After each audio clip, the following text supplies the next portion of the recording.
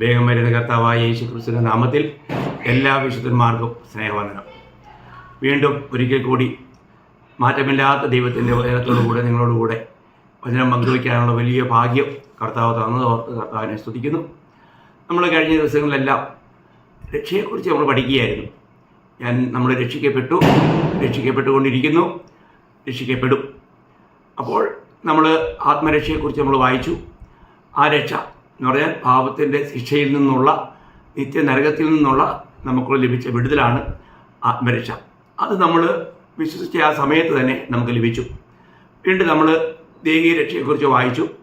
ദേഹീരക്ഷ എന്നുള്ളത് നമ്മൾ വർത്തമാന കാലത്തിൽ ഓരോ ദിവസവും ഈ പാപം ചെയ്യാനുള്ള സാഹചര്യങ്ങളിൽ നിന്നും നമ്മൾ രക്ഷിക്കപ്പെട്ടുകൊണ്ടിരിക്കേണ്ട ഒരു വലിയ കടമയാണ് എന്ന് നമ്മൾ കാണുകയുണ്ടായി. അതിനെക്കുറിച്ച് ഞാൻ നാളത്തെ ക്ലാസ്സിൽ വീണ്ടും തുടർമാനമായിട്ട് ദേഹീരക്ഷയെക്കുറിച്ചുള്ള വിഷയങ്ങളാണ് എടുക്കാൻ പോകുന്നത്. അത് നിങ്ങൾ വളരെ വളരെ താല്പര്യമായിട്ട് കേൾക്കണമേ. കാരണം ദേഹീരക്ഷയുടെ അടിസ്ഥാനത്തിലാണ് നമ്മുടെ നിത്യത ഇരിക്കുന്നത്. നിത്യതയിൽ ലഭിക്കാനുള്ള എല്ലാ പ്രതിഫലങ്ങളും ദേഹീരക്ഷയോടുള്ള ബന്ധത്തിലാണ്. അതിനെക്കുറിച്ചാണ് ഇന്ന് ശത്രു അത് ജനങ്ങൾ അറിയാതിരിക്കാനായിട്ട് മൂടി വയ്ക്കുന്നത്. അതുകൊണ്ട് വളരെ ആത്മാർത്ഥമായിട്ട് ഞാൻ നിങ്ങളോട് പറയട്ടെ, നാളെ മുതലുള്ള ആ ദേഹീരക്ഷയുടെ അതിൻ്റെ ആഴമായ ആ ക്ലാസ്സുകൾ നിങ്ങൾ വളരെ ശ്രദ്ധയോടെ കേൾക്കണേ. അപ്പോൾ ഇന്ന് നമ്മൾ വായിക്കാൻ പോകുന്നത് നമ്മുടെ ഭാവികാല രക്ഷ, അല്ലെങ്കിൽ നമ്മുടെ ദേഹരക്ഷ, ശരീരത്തിൻ്റെ രക്ഷ. അപ്പോൾ ശരീരത്തിൻ്റെ രക്ഷ, ശരീരത്തിൻ്റെ വീണ്ടെടുപ്പ് അല്ലെങ്കിൽ പുത്രത്വം എന്നുള്ളതാണ് ഞാൻ നിങ്ങളോട് ഇന്ന് പറയാൻ ആഗ്രഹിക്കുന്നത്. ഇത് പാപത്തിൻ്റെ സാന്നിധ്യത്തിൽ നിന്നുള്ള നമ്മുടെ വിടുതലാണ്. ഞാനതിന് ചില വാക്യങ്ങൾ നിങ്ങളെ വായിച്ച് കേൾപ്പിക്കാം. ഒന്നാമത്തെ കാര്യം തന്നെ, രക്ഷിക്കപ്പെട്ടപ്പോൾ തന്നെ നമുക്ക് ആദ്യമായിട്ട് തന്നെ ലഭിച്ചത് ദൈവത്തിൻ്റെ പരിശുദ്ധാത്മാവാണ്. ആത്മാവിലാണല്ലോ നമ്മൾ രക്ഷിക്കപ്പെട്ടെ. അപ്പോൾ നമ്മുടെ റോമാലേഖനം 8-ാം അധ്യായം 23-ാം വാക്യം ഞാൻ വായിക്കുന്നു.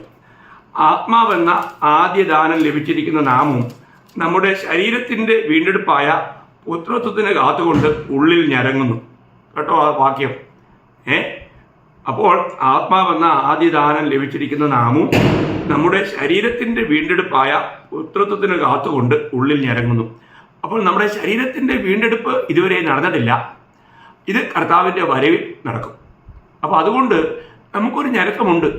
എൻ്റെ കർത്താവ് എപ്പോൾ വരും, എപ്പോൾ എനിക്ക് ഈ വീണ്ടെടുപ്പ് നടക്കും എന്നുള്ളതിനെക്കുറിച്ചുള്ള ഒരു വലിയ ഞരക്കം രക്ഷിക്കപ്പെട്ട എല്ലാ ദൈവമക്കൾക്കും ഉള്ളിലുണ്ട്. പ്രിയമുള്ളവരെ, ഇനിയും നാം അധികം നാൾ കാത്തിരിക്കേണ്ടി വരുമോ? ഇല്ല ദൈവമക്കളെ. നമ്മുടെ ഈ തലമുറയിൽ കർത്താവ് വരുമെന്ന് ഞാൻ പൂർണ്ണമായും വിശ്വസിക്കുകയാണ്. ഞാൻ പറയട്ടെ, നമുക്ക് എല്ലാ നിലയിലും നമുക്കറിയാം, ക്ലോക്കിൽ നോക്കിയാൽ നമ്മൾ സമയം അറിയുന്നത്. ലോകത്തിൻ്റെ സമയം എവിടെയായി എത്തിയെന്ന് അറിയണമെങ്കിൽ നമ്മൾ ഇസ്രായേലിനെ നോക്കിയാൽ മതി. കാരണം ലോകത്തിൻ്റെ ക്ലോക്കാണ് ഇസ്രായേൽ. അതിനെക്കുറിച്ച് ഇപ്പോൾ ഞാനൊന്നും വിസ്തരിച്ച് പറയുന്നില്ല. എങ്കിലും ഒരു കാര്യം ഞാൻ പറയട്ടെ, നമ്മൾ റോമാലേഖനം തന്നെ 13-ാം അധ്യായം 11-ാം വാക്യം വായിക്കുമ്പോൾ അവിടെ വായിക്കുന്നത്, ഇത് ചെയ്യേണ്ടത് ഉറക്കത്തിൽ നിന്നും ഉണരുവാൻ നാഴിക വന്നിരിക്കുന്നു എന്നിങ്ങനെ നിങ്ങൾ സമയത്തെ അറിയാൽ തന്നെ നാം വിശ്വസിച്ച സമയത്തേക്കാൾ രക്ഷ ഇപ്പോൾ നമുക്ക് അധികം അടുത്തിരിക്കുന്നു. ഏത് രക്ഷയാണ്? ശരീരത്തിൻ്റെ രക്ഷ, ഭാവികാല രക്ഷ, കർത്താവിൻ്റെ വരവിൽ നടക്കേണ്ടത്. ഈ രക്ഷയെക്കുറിച്ച് അവിടെ പറയുന്നേ. അപ്പോൾ ഓരോ വചനങ്ങളും അതിൻ്റെ ശരിയായ നിലയിലും അർത്ഥത്തിലും നമ്മൾ മനസ്സിലാക്കണം. അപ്പോൾ നമുക്ക് നമ്മുടെ കർത്താവ് വന്ന് നമ്മളെ ചേർക്കുവാനുള്ള സമയം ഏറ്റവും ആസന്നമായിരിക്കുന്നു എന്നാണ് ഈ ദൈവത്തിൻ്റെ വചനങ്ങൾ നമ്മൾ പറയുന്നത്. അപ്പോൾ എങ്ങനെയാണ് നമ്മൾ ആ വരവിന് വേണ്ടി ഒരുങ്ങി കാത്തിരിക്കേണ്ടത്? നമ്മുടെ ശരീരത്തിൻ്റെ രക്ഷ കർത്താവിൻ്റെ വരവിൽ നടക്കും. അത് ഏത് സമയത്തും സംഭവിക്കും. ആ രക്ഷയ്ക്ക് വേണ്ടി നമ്മൾ ഒരുങ്ങി കാത്തിരിക്കണം. നമുക്ക് ലഭിക്കാൻ പോകുന്ന ആ ശരീരത്തിൻ്റെ സവിശേഷതകളെക്കുറിച്ച് വചനത്തിൽ വളരെ വിസ്തരിച്ച് പറഞ്ഞിട്ടുണ്ട്. ഞാനൊരു ഭാഗം നിങ്ങൾ ശ്രദ്ധയിൽ കൊണ്ടുവരാൻ ആഗ്രഹിക്കുക. നമ്മളിതൊക്കെ വായിച്ചിട്ടില്ലെന്നോ കേട്ടിട്ടില്ലെന്നോ അറിയത്തില്ലെന്നോ ഒന്നും അല്ല കേട്ടോ ഞാൻ പറയുന്ന സാരം. നിങ്ങളെല്ലാവർക്കും നല്ലൊരു വചനം അറിയാം, നിങ്ങളതൊക്കെ മനസ്സിലാക്കിയിട്ടുണ്ട്. എങ്കിലും വീണ്ടും നമ്മൾ തിരുവചനത്തിലൂടെ നമുക്ക് ലഭിക്കുന്ന പ്രചോദനങ്ങൾ നമ്മുടെ ആത്മാവിൽ തട്ടി നമ്മളെ ഒന്നുകൂടെ ഉണർവുള്ളവരായി മാറുവാൻ ഇടയാക്കും. അതുകൊണ്ട് ഞാൻ വായിക്കുക. ഇവിടെ നമുക്ക് കർത്താവിൻ്റെ വരവിൽ ലഭിക്കാനിരിക്കുന്ന ശരീരത്തിൻ്റെ ശ്രേഷ്ഠതകളെക്കുറിച്ച് വർണ്ണിക്കുന്ന ഒരു ചെറിയ ഭാഗം ഞാൻ നിങ്ങൾക്ക് വായിച്ച് കേൾപ്പിക്കാം. അത് 1 കൊരിന്ത്യർ 15-ാം അധ്യായം അതിൻ്റെ 35 മുതൽ 53 വരെയുള്ള വാക്യങ്ങളാണ് ഞാൻ വായിക്കാൻ ആഗ്രഹിക്കുന്നത്. ഞാനത് വായിച്ച് കേൾപ്പിക്കാം. അതിൻ്റെ 35 മുതൽ. പക്ഷേ ഒരുവൻ മരിച്ചവർ എങ്ങനെ ഉയർക്കുന്നു എന്ന് ഏതുവിധം ശരീരത്തോടെ വരുന്നു എന്നും ചോദിക്കും. മൂടാ, നീ വിതയ്ക്കുന്നത് ചത്തില്ല എങ്കിൽ ജീവിക്കുന്നില്ല. നീ വിതയ്ക്കുന്നതോ ഉണ്ടാകുവാനുള്ള ശരീരമല്ല, കോതമ്പിൻ്റെയോ മറ്റ് വല്ലതിൻ്റെയോ വെറും മണിയത്രേ വിതയ്ക്കുന്നത്. ദൈവമോ തൻ്റെ ഇഷ്ടം പോലെ അതിന് ഒരു ശരീരവും ഓരോ വിത്തിന് അതതിൻ്റെ ശരീരവും കൊടുക്കുന്നു. സകല മാംസവും ഒരുപോലെയുള്ള മാംസമല്ല.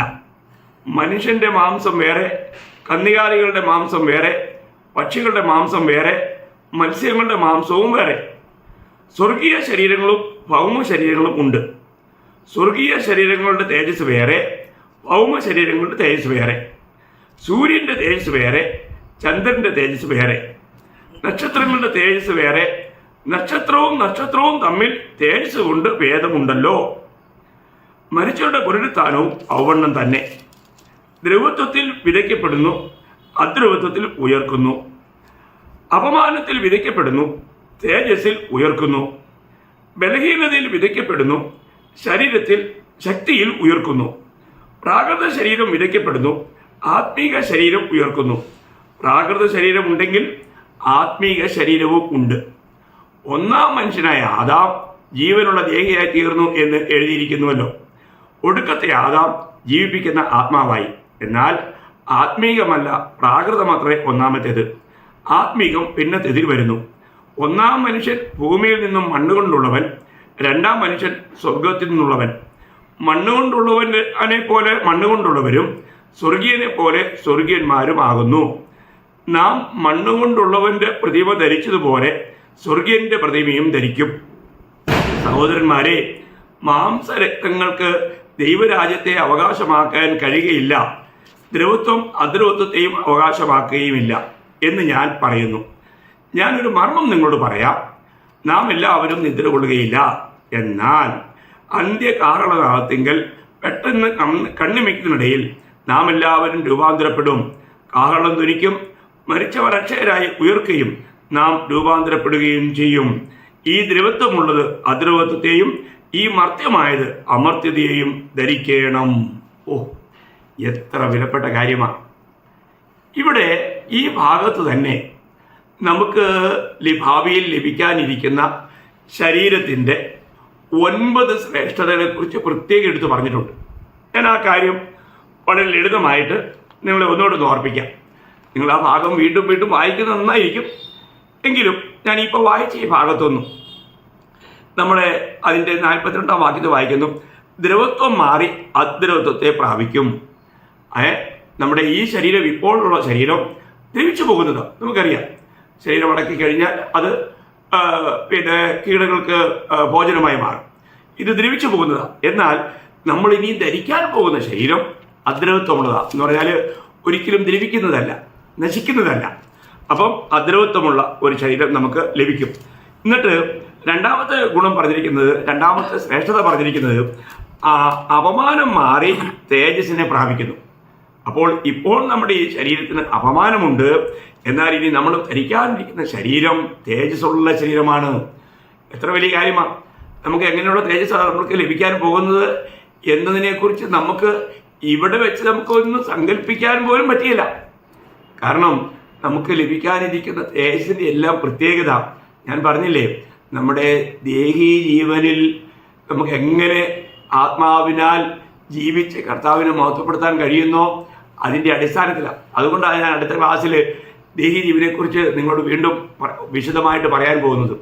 ഇത് നമ്മൾ വളരെ വ്യക്തമായിട്ട് മനസ്സിലാക്കേണ്ട ഒരു യാഥാർത്ഥ്യമാണ് ദൈവമക്കളെ. ഇല്ലെങ്കിൽ നമുക്ക് നിത്യതയിൽ ഭയങ്കരമായ നഷ്ടമുണ്ടാകും. ഇത് സാധാരണ സഭകളിലൊന്നും അങ്ങനെ പഠിപ്പിക്കാറില്ലാത്തൊരു വിഷയമായതുകൊണ്ട് നിങ്ങൾക്കും പലർക്കും ഇതൊരു ഒരു പുതുമയുള്ളതായി തോന്നിയേക്കാം. എന്നാൽ ഇതൊരു വലിയൊരു യാഥാർത്ഥ്യമാണ്. ഏത്? ദേഹീ ജീവന്റെ രക്ഷ. അപ്പോൾ ഇവിടെ നമ്മുടെ ശരീരം കർത്താവ് വന്ന് വീണ്ടെടുക്കുമ്പോൾ, നാം ശരീരത്തിൻ്റെ രക്ഷ പ്രാപിക്കുമ്പോൾ നമ്മുടെ അപമാനം മാറി തേജസ്സിനെ പ്രാപിക്കുന്നു. മൂന്നാമത്തെ കാര്യം, ബലഹീനത മാറി ശക്തി പ്രാപിക്കുന്നു. അതിൻ്റെ 43-ാം വാക്യം. അപ്പോൾ ബലഹീനത മാറി നമ്മൾ ശക്തിയുള്ള ശരീരം എന്ന് പറഞ്ഞാൽ ആ ശരീരത്തിന് യാതൊരു ബലഹീനതയില്ല, ബലഹീനത അതിനെ ബാധിക്കത്തുമില്ല. ശക്തിയുള്ള ശരീരം പ്രാപിക്കുന്നു. നാലാമത്തെ കാര്യം, അതിൻ്റെ 44-ാമത്തെ വാക്യം, പ്രാകൃതം മാറി ആത്മീയത്തെ പ്രാപിക്കുന്നു. പ്രാകൃത ശരീരമായി എന്നുള്ളത് എന്നാൽ അത് മാറിയിട്ട് ആത്മീയത്തെ പ്രാപിക്കുന്നു. അഞ്ചാമത്തെ കാര്യം, മർത്യത മാറി അമർത്യതയെ പ്രാപിക്കുന്നു. അതിൻ്റെ 54. മർത്യത മാറി അമർത്യതയെ പ്രാപിക്കുന്നു. ആറാമത്തെ കാര്യം, ക്ഷയം മാറി അക്ഷയതയെ പ്രാപിക്കുന്നു. ക്ഷയം മാറി അക്ഷയതയെ പ്രാപിക്കുന്നു. ഏഴാമത്തെ കാര്യം, മരണം മാറി നിത്യതയെ പ്രാപിക്കുന്നു, അല്ലെങ്കിൽ നിത്യജീവനെ പ്രാപിക്കുന്നു. അതിൻ്റെ 54, 54-ാം വാക്യം. അതിൻ്റെ എട്ടാമത്തെ കാര്യം, ഭൗമ ശരീരം മാറി സ്വർഗീയ ശരീരം പ്രാപിക്കുന്നു. എല്ലാം ക്ഷണത്തിൽ സംഭവിക്കാൻ പോകുന്ന കാര്യമാണ്. ഇതൊരു മർമ്മമാണ്, ഈ ലോകത്തിൽ അറിഞ്ഞുകൂടാ. എന്നാൽ ദൈവമക്കൾക്ക് അതൊക്കെ നല്ലപോലെ അറിയാം. എന്നിട്ട് 9-ാമത്തെ കാര്യം, മണ്ണുകൊണ്ടുള്ളവൻ്റെ പ്രതിമ മാറി സ്വർഗീയൻ്റെ പ്രതിമ ധരിക്കുന്നു. മണ്ണുകൊണ്ടുള്ളവൻ്റെ പ്രതിമ മാറി സ്വർഗീയൻ്റെ പ്രതിമ ധരിക്കുന്നു എന്ന് പറഞ്ഞാൽ നമ്മൾ കർത്താവിനെ താനായിരിക്കുന്നത് കാണുന്നതുകൊണ്ട് നാം അവനോട് സദൃശ്യന്മാരാകും. 1 യോഹന്നാൻ 3:2 നിങ്ങൾക്കറിയാം. അപ്പോൾ നമ്മൾ അവനോട് സദൃശ്യന്മാരാകും. അതിൻ്റെ 10-ാമത്തെ കാര്യം, നമ്മൾ ഫിലിപ്പിയർ 3:21 വായിക്കുന്നു, നമ്മുടെ താഴ്ചയുള്ള ശരീരം മാറി മഹത്വമുള്ള ശരീരധാരികളായി നമ്മൾ മാറുന്നു. എത്ര വലിയ കാര്യമാണ്! നമുക്ക് കർത്താവിൻ്റെ വരവിൽ നമ്മുടെ ശരീരത്തിൻ്റെ വീണ്ടെടുപ്പ് നടക്കുമ്പോൾ ഈ 10 കൂട്ട കാര്യങ്ങളാണ് നമ്മുടെ ഈ ശരീരത്തിൽ ഉണ്ടാകാൻ പോകുന്ന ഭാവഭേദം. വലിയ വലിയ വ്യത്യാസങ്ങൾ നമ്മൾ ചിന്തിക്കണം. നമുക്ക് ഇങ്ങനെയൊരു അനുഗ്രഹീതമായ ഒരു ശരീരത്തിലേക്ക് നമ്മൾ പ്രവേശിക്കാൻ പോവുകയാണ്. ഈ ശരീരത്തിൻ്റെ രക്ഷ എന്നുള്ളത് എത്ര വിലപ്പെട്ട കാര്യമാണ്, നമ്മൾ ചിന്തിക്കണം. നമുക്കൊരിക്കലും ഭാവന ചെയ്യാൻ കഴിയാത്ത ഒരു വലിയ അനുഗ്രഹമാണ് നമുക്ക് ഈ ശരീരത്തിൻ്റെ വീണ്ടെടുപ്പിലൂടെ, രക്ഷയിലൂടെ നമ്മൾ പ്രാപിക്കുവാൻ പോകുന്നത്. ഇത് എത്രയോ നല്ല കാര്യമാണ്. ഇനി ഈ ലഭിക്കുന്ന ഈ ശരീരത്തിൻ്റെ ചില സവിശേഷതകളോടെ ഞാൻ പെട്ടെന്നൊന്ന് പറയാം. കാരണം നമുക്ക് ലഭിക്കുന്ന ഈ ശരീരത്തിൽ നമുക്ക് എവിടെ വേണേലും അനായാസം നമുക്ക് സഞ്ചരിക്കാൻ പറ്റും. എവിടെ വേണേലും നമുക്ക് വെളിപ്പെടണമെങ്കിൽ വെളിപ്പെടാം, വെളിപ്പെടാതെ നമുക്ക് പോകാം, അല്ല വെളിപ്പെടണമെങ്കിൽ വെളിപ്പെടുകയും ചെയ്യാം. ഇതൊരു വലിയ കാര്യമാണ്. നമ്മൾ മാത്രമല്ല, നമുക്ക് ഏത് അടഞ്ഞു കിടക്കുന്ന റൂമിലേക്കും നമുക്ക് പ്രവേശിക്കാം. നമുക്ക് പ്രവേശനത്തിന് യാതൊന്നും ഒരു തടസ്സമാകുന്നില്ല. നമ്മൾ യോഹന്നാന്റെ സുവിശേഷം നമ്മൾ വായിക്കുമ്പോൾ, യോഹന്നാന്റെ സുവിശേഷം അതിൻ്റെ 20-ാം അധ്യായം അതിൻ്റെ 19-ാം വാക്യം ഞാൻ വായിക്കാം. 20-19. ആഴ്ചവട്ടത്തിൻ്റെ 1-ാം നാൾ ആയ ആ ദിവസം നേരം വൈകിയപ്പോൾ ശിഷ്യന്മാർ ഇരുന്ന സ്ഥലത്ത് യഹൂദന്മാരെ പേടിച്ച് വാതിലടച്ചിരിക്കെ യേശു വന്ന് നടുവിൽ നിന്നുകൊണ്ട് നിങ്ങൾക്ക് സമാധാനം എന്ന് പറഞ്ഞു. അപ്പോൾ യേശു എങ്ങനെയാ വന്നേ? ആരും വാതിൽ തുറന്നില്ലല്ലോ. തുറക്കാത്ത വാതിലിലേക്ക് യേശുവിന് കടക്കാൻ കഴിയും? ചിന്തിക്കുക. അപ്പോൾ നമുക്ക് എവിടെ വേണമെങ്കിലും പോകണമെങ്കിൽ നമുക്ക് ഒന്നും ഒരു തടസ്സമല്ല. ഇത് വളരെ വിലപ്പെട്ടൊരു കാര്യമല്ലേ? ഇത് നമുക്ക് ഇപ്പോൾ ഇരുന്ന് ചിന്തിച്ചാൽ മനസ്സിലാവുമോ? അല്ലേ? നമുക്ക് പല കാര്യങ്ങളും ഇപ്പോൾ ഇരുന്ന് മനസ്സിലാക്കാനായിട്ട് നമുക്ക് കഴിയില്ല. എന്നാൽ തിരുവചനത്തിലൊരു കാര്യം പറഞ്ഞിട്ടുണ്ടെങ്കിൽ അതങ്ങനെ തന്നെയാണ്, അതങ്ങനെ തന്നെ നിറവേറും. ഇനി ഈ ശരീരത്തിലായിരിക്കുമ്പോൾ നമുക്ക് വേണമെങ്കിൽ ആഹാരം കഴിക്കുകയോ ആഹാരം കഴിക്കാതിരിക്കുകയോ ചെയ്യാം. ഇത് ഒരു വലിയ ഒരു കാര്യമല്ലേ? നമ്മൾ ചിന്തിക്കണം. അപ്പോൾ നമുക്ക് നമ്മുടെ വിശപ്പിന് വേണ്ടിയുള്ള ആഹാരമൊന്നുമല്ല ഇത്, ഒരു കൂട്ടായ്മയ്ക്ക് വേണ്ടിയിട്ട്. ഇവിടെ ശിഷ്യന്മാർക്ക് വെളിപ്പെട്ടപ്പോൾ അവർക്ക് ഉണ്ടായ ആ സംശയ നിവാരണത്തിന് വേണ്ടിയിട്ട് അവിടെ നമ്മൾ വായിക്കുന്നത്, ഞാൻ ആ പോയിന്റുകൾ മാത്രം വായിക്കുന്നേ, ഒരുപാട് വിശദീകരിച്ച് നമുക്ക് സമയം നമ്മൾ നഷ്ടപ്പെടുത്തുന്നുണ്ടല്ലോ. അതെനിക്ക് നമുക്ക് ദൈവത്തിന് സമയത്തിനും കണക്ക് കൊടുക്കേണ്ടതാണ്. അപ്പോൾ അതുകൊണ്ട് ശ്രദ്ധിക്കുക. നമ്മൾ ലൂക്കോസിൻ്റെ സുവിശേഷം 24-ാം അധ്യായം അതിൻ്റെ 42-43 വാക്യം വായിക്കുമ്പോഴത്തേക്കും അവിടെ വായിക്കുന്നത് ഇങ്ങനെയാണ്: അവർ ഒരു കണ്ടം വറുത്ത മീനും, മലയാളത്തിൽ തേൻകട്ടയും എന്നുണ്ട്, എന്നാൽ പല പരിഭാഷയിലില്ലത്, അവന് കൊടുത്തു. അത് അവൻ വാങ്ങി അവർ കാണുക തിന്നു. അത് അവർ കാണുക കർത്താവ് തിന്നു എന്ന് പറയാൻ സാരം എന്തുവാ?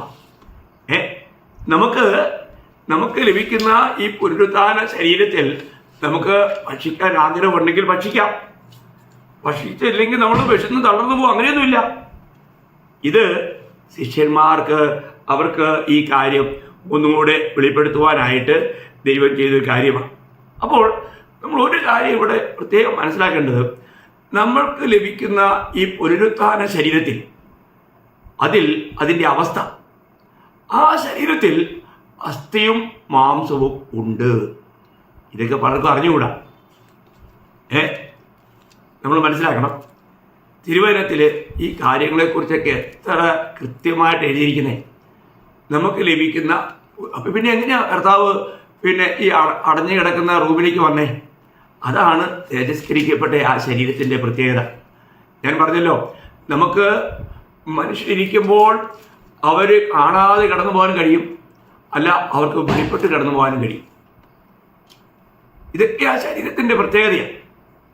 ഇതുപോലെ തന്നെ ഇവിടെ നമുക്ക് കാണാൻ കഴിയുന്നത്, നമ്മുടെ ഈ ശരീരത്തിൽ അസ്ഥിയും ആ ശരീരത്തിൽ മാംസവും ഉണ്ട്. ആ ബോധ്യം നിങ്ങൾക്കുണ്ടോ? നമ്മളത് ലൂക്കോസ് 24:39-40 വാക്യം വായിക്കുമ്പോൾ, ഞാൻ തന്നെയാകുന്നു എന്ന് എൻ്റെ കൈയും കാലും നോക്കി അറിവിൻ, എന്നെ തൊട്ടു നോക്കുവിൻ, എന്നിൽ കാണുന്നത് പോലെ ഭൂതത്തിന് മാംസവും അസ്ഥിയും ഇല്ലല്ലോ എന്ന് പറഞ്ഞു. കണ്ടോ?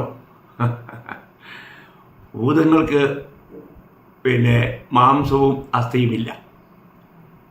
എന്നാൽ നമ്മൾ കർത്താവിൻ്റെ വരവിൽ നമ്മൾ തേജസ്കരിക്കപ്പെട്ടവരായി തീർന്നു കഴിയുമ്പോൾ നമുക്ക് ലഭിക്കുന്ന ഈ തേജസ്കരിക്കപ്പെട്ട ആ ശരീരത്തിൽ നമുക്ക് എന്തുണ്ട്? അസ്ഥിയും മാംസവും ഉണ്ട്. രക്തമില്ല, എന്നാൽ അസ്ഥിയും മാംസവും ഉണ്ട്. രക്തമുണ്ടായിരുന്നെങ്കിൽ നമുക്ക് ദൈവരാജ്യത്തിൽ പ്രവേശിക്കാനേ കഴിയില്ല, സ്വർഗത്തിൽ പ്രവേശിക്കാൻ കഴിയില്ല. അപ്പോൾ അത് നിങ്ങൾ വായിച്ചിട്ടുണ്ടാവുമല്ലോ. 1 കൊരിന്ത്യർ 15:50 നമ്മളങ്ങനെ വായിക്കുന്നുണ്ട്. ഞാൻ ആ ഭാഗത്തേക്ക് അതുകൂടെ ഒന്ന് വായിക്കാൻ വേണേ. 1 കൊരിന്ത്യർ 15-ാം അധ്യായം 50 വാക്യം: സഹോദരന്മാരെ, മാംസരക്തം എന്ന് പറഞ്ഞാൽ രക്തമുള്ള മാംസം എന്ന ദൈവരാജ്യത്തെ അവകാശമാക്കാൻ കഴിയില്ല. അതാണ് വിഷയം. അപ്പോൾ നമ്മളൊരു കാര്യം മനസ്സിലാക്കേണ്ടത്, കർത്താവ് ഉയർത്തെഴുന്നേറ്റിയ ശരീരത്തിൽ അവിടെ അസ്ഥിയുണ്ട്, അവിടെ മാംസമുണ്ട്. നമ്മൾ യോഹന്നാന്റെ സുവിശേഷം 20-ാം അധ്യായം 20-ാം വാക്യം ഇത് പറഞ്ഞിട്ട്, അവൻ കയ്യും വിലാപ്പുറവും അവരെ കാണിച്ചു. കർത്താവിനെ കണ്ടിട്ട് ശിഷ്യന്മാർ സന്തോഷിച്ചു. കണ്ടോ? ഇത് പറഞ്ഞിട്ട് അവൻ കയ്യും വിലാപ്പുറവും കാണിച്ചു. അപ്പോൾ തൻ്റെ കുത്തേറ്റ വിലാപ്പുറവും കർത്താവ് അവരെ കാണിച്ചു. പറയുന്നൊരു സാരം എന്താ പറയുള്ളവരെ?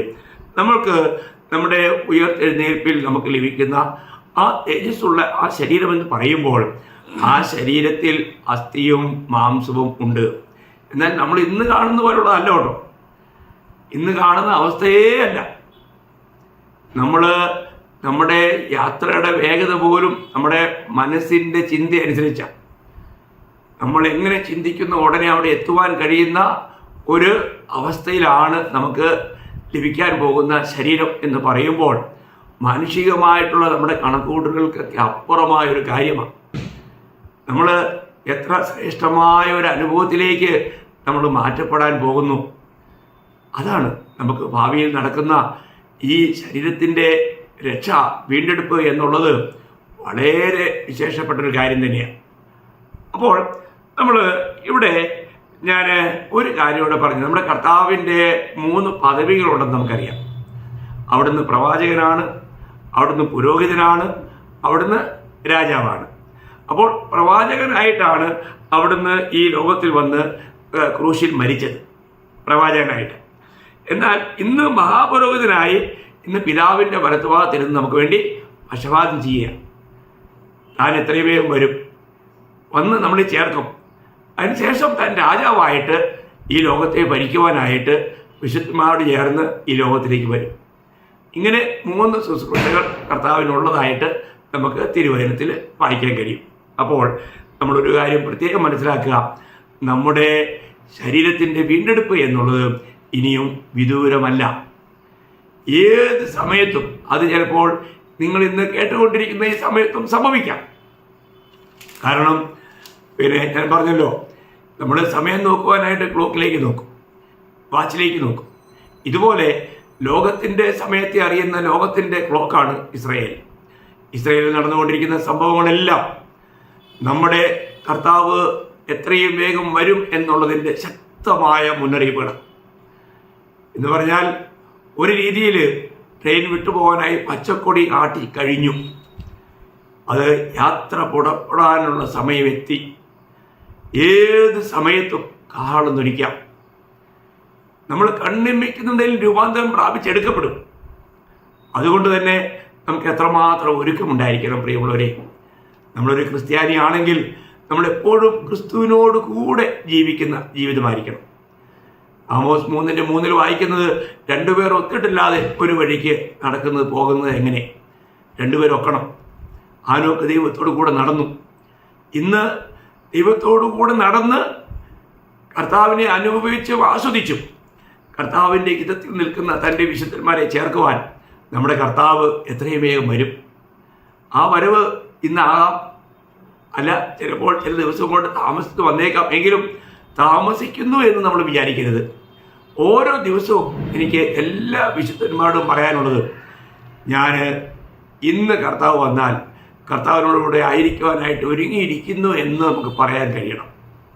ഒരു യഥാർത്ഥമായ ക്രിസ്തീയ ജീവിതം നയിക്കുന്നു എന്നുള്ളതിൻ്റെ നമുക്കൊരു നല്ല വ്യക്തമായ അനുഭവ സാക്ഷ്യമുണ്ടായിരിക്കണം.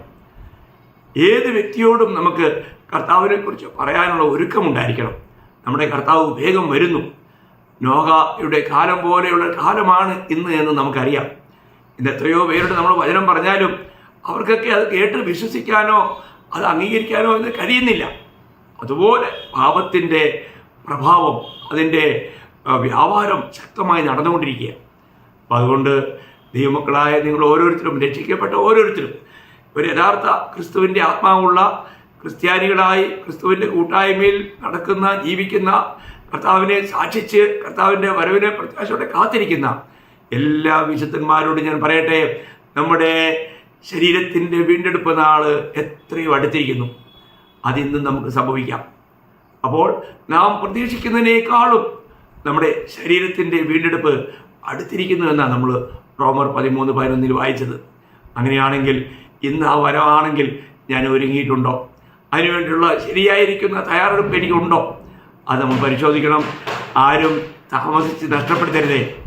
ഞാൻ ഇനി നാളെ നിങ്ങൾക്ക് തരാൻ പോകുന്ന ആ ക്ലാസ്സിനെ കുറിച്ച് ഒരു ആമുഖ സൂചനയുമായി ഞാൻ പറഞ്ഞോട്ടെ. നമ്മുടെ നിത്യതയെ നിർണ്ണയിക്കുന്നതൊക്കെ നമ്മുടെ ദേഹീയ രക്ഷയുടെ അടിസ്ഥാനത്തിലാണ്. ഇന്ന് ഈ ഒരു വലിയ സത്യം ശത്രു അനേകർക്കും മറച്ചു വെച്ചിരിക്കുക. അനേകർക്കും അതിനെക്കുറിച്ച് അറിയില്ല. നമ്മുടെ വരുംകാല നിത്യതയിൽ നമുക്ക് ലഭിക്കാനിരിക്കുന്ന തേജസ്സും സ്ഥാനമാനങ്ങളും കിരീടങ്ങളും പ്രതിഫലങ്ങളും എല്ലാം നമ്മുടെ ദേഹീയ രക്ഷയുടെ അടിസ്ഥാനത്തിലാണ്. അതുകൊണ്ടാണ് ഇനിയുള്ള ക്ലാസ്സുകൾ, ചില ദിവസങ്ങൾ നമ്മൾ ദേഹീയ രക്ഷയെക്കുറിച്ചായിരിക്കും തുടർമാനമായി പഠിക്കുന്നത്. അതെല്ലാം നിങ്ങൾ വളരെ ശ്രദ്ധയോടെ കേൾക്കണേ. നിങ്ങളുടെ ആത്മാവിൻ്റെ രക്ഷ എന്ന് പറഞ്ഞാൽ നിത്യാഗ്നി എന്നുള്ള വിടുതൽ, പാപത്തിൻ്റെ ശിക്ഷയിൽ നിന്നുള്ള വിടുതൽ നമുക്കെല്ലാം ഒരു ക്ഷണത്തിൽ, വിശ്വസിച്ച് ആ ക്ഷണത്തിൽ ലഭിച്ചു. അതുപോലെ തന്നെ നമ്മുടെ ശരീരത്തിൻ്റെ വീണ്ടെടുപ്പ് അല്ലെങ്കിൽ രക്ഷ, ഇതും കണ്ണിമിക്കുന്നിടയിൽ ഒരു ക്ഷണത്തിൽ സംഭവിക്കും. എന്നാൽ ദേഹീയ രക്ഷ, നമ്മൾ ആത്മരക്ഷ പ്രാപിച്ച നാൾ മുതൽ നമ്മുടെ ശരീരത്തിൻ്റെ വീണ്ടെടുപ്പ് നടക്കുന്നവരെ, അല്ലെങ്കിൽ ലോകത്ത് നിന്ന് മരണത്താൽ മാറ്റപ്പെടുന്നവരെ നടക്കുന്ന ഒരു ലോങ് പ്രൊസീജിയറാണെന്ന് ഞാൻ നിങ്ങളോട് പറഞ്ഞല്ലോ. അതിൽ നമ്മൾ വളരെ ശ്രദ്ധിക്കണം ദൈവമക്കളെ. അതിനെക്കുറിച്ച് നമുക്കൊരു നല്ല അറിവുണ്ടായിരിക്കണം. അതുകൊണ്ട് നാളെ മുതലുള്ള ക്ലാസ്സുകൾ വളരെ താല്പര്യത്തോടെ, വളരെ ധ്യാനത്തോടെ നിങ്ങൾ ശ്രദ്ധിച്ച് നമ്മുടെ പ്രാണന്റെ രക്ഷ, നമ്മുടെ ദേഹീയ രക്ഷ, അതിൽ നമ്മൾ വളരെ ഊന്നൽ കൊടുക്കണം. അത് നമ്മുടെ നിത്യതയെ ബാധിക്കുന്നതാണ്. ജീവിതം ഒന്നേ ഉള്ളൂ, അത് വെറുതെ പാഴാക്കല്ലേ. ഞാൻ രക്ഷിക്കപ്പെട്ടതാ, ഇനി എനിക്കൊന്നും കുഴപ്പമില്ല എന്ന് ചിന്തിച്ച് നമ്മുടെ വിലയേറിയ സമയങ്ങളെ നഷ്ടമാക്കരുത്. അത് നിത്യതയ്ക്ക് വേണ്ടി ഒരു മുതൽക്കൂട്ടായി നമ്മളതിനെ കണ്ട് അതിനെ ചെലവിടണം. അങ്ങനെയെങ്കിൽ നമ്മൾ ലജ്ജിക്കാൻ ഇടയാകില്ല. അല്ലെങ്കിൽ അന്ന് അനേകരും ലജ്ജിപ്പാനിടയാകും. അവർ കണക്ക് കൂട്ടിയതുപോലെ ഒന്നും കാര്യങ്ങളായിരിക്കില്ല. തിരുവചനം അതിന് വ്യക്തമായിരിക്കുന്ന തെളിവുകൾ നമുക്ക് നൽകുന്നുണ്ട്. അതുകൊണ്ട് എല്ലാ ദൈവമക്കൾക്കും വീണ്ടും കർത്താവ് വരാൻ താമസിച്ചാൽ, ഇന്ന് വന്നില്ല എങ്കിൽ നാളെ വീണ്ടും നമുക്ക് ദൈവരക്ഷ എന്ന വിഷയത്തിലേക്ക് പോകാം. ദൈവമായ കർത്താവ് ഈ വചനങ്ങളാൽ നിങ്ങളെ ധാരാളമായി സഹായിക്കട്ടെ, അനുഗ്രഹിക്കട്ടെ. നമ്മുടെ കർത്താവിന് മാത്രം ഇന്നും എന്നേക്കും മഹത്വം ഉണ്ടാകട്ടെ. ആമേൻ.